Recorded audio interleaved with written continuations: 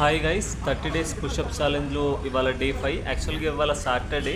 నేను అసలు వర్కౌట్కి వెళ్ళొద్దు అనుకున్నాను, ఎందుకంటే వీక్లీ 5 డేస్ వెళ్తే చాలు అనుకుంటాను. కాకపోతే ఇప్పుడు మిస్ అయింది అంటే మళ్ళీ నెక్స్ట్ వీక్లో నేను ఏదైనా వర్క్ ఎక్కువ ఉండటం వల్ల మిస్ అయినా కానీ అక్కడ కవర్ అవ్వాలి అనేసి ఈ సాటర్డే వెళ్ళాను.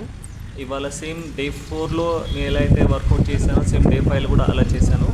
అంటే 4 సెట్స్లో 100 పుషప్స్ చేశాను. కాకపోతే ఈసారి సెట్ 1లో 33 పుషప్స్ చేశాను.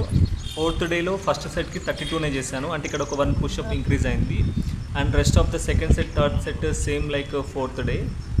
ఫోర్త్ సెట్ ఒక పుషప్స్ తక్కువ కొట్టాను, 100 కరెక్ట్గా మ్యాచ్ అయిపోయింది. అండ్ ఇంకా వీలైనంత వరకు వేరే వర్కౌట్ కూడా స్టార్ట్ చేయాలి, ఐదర్ లెగ్స్ అయినా కానీ లేకుంటే వేరే ఎక్సర్సైజెస్ రిలేటెడ్ టు లేకుంటే ఫ్లెక్స్ రిలేటెడ్ అయినా ఏదైనా ఒకటైతే స్టార్ట్ చేయాలి. నాకే ఎలా అనిపిస్తుంది, ఓన్లీ పుషప్స్ ఒకటే వేసి వచ్చేస్తున్నా అంటే ఓన్లీ అప్పర్ బాడీ ఒకటే మంచి ఫీల్ వస్తుంది, కానీ లోవర్ బాడీ అలానే ఉంటుంది. సో ఇలా కాకుండా దానికి కూడా కొంచెం టైం స్పెండ్ చేయాలి. ఇంకా డైట్ గురించి అయితే అసలు డైట్ ఏది కూడా ఫాలో అవ్వట్లేదు.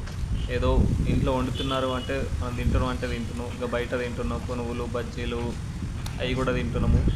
అసలు హెల్తీ ఫుడ్ అనేది ఏది కూడా డైట్ అయితే ఫాలో అవ్వట్లేదు. సో స్లోగా డైట్ కూడా స్టార్ట్ చేయాలి.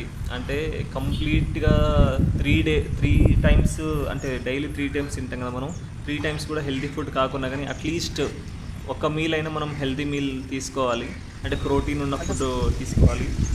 స్లోగా దాన్ని కూడా చేంజ్ చేస్తూ ఉంటే ఒక 1-2 మంత్స్కి నాకు తెలిసి ప్రాపర్ డైట్లోకి వస్తాం మేము. బట్ అది అవుతుందో లేదైతే తెలియదు, ఎందుకంటే మనకి నోరు అసలు ఆగదు, బయట ఏది కనిపిస్తుంది తినాలనిపిస్తుంది. ఇది కంట్రోల్ అవ్వడం అయితే చాలా కష్టం. ఎస్పెషల్లీ నాకు బయట అలవాటు అంటే ఎక్కువ పునుగులు బజ్జీలే, బిర్యానీలు కూడా తక్కువనే.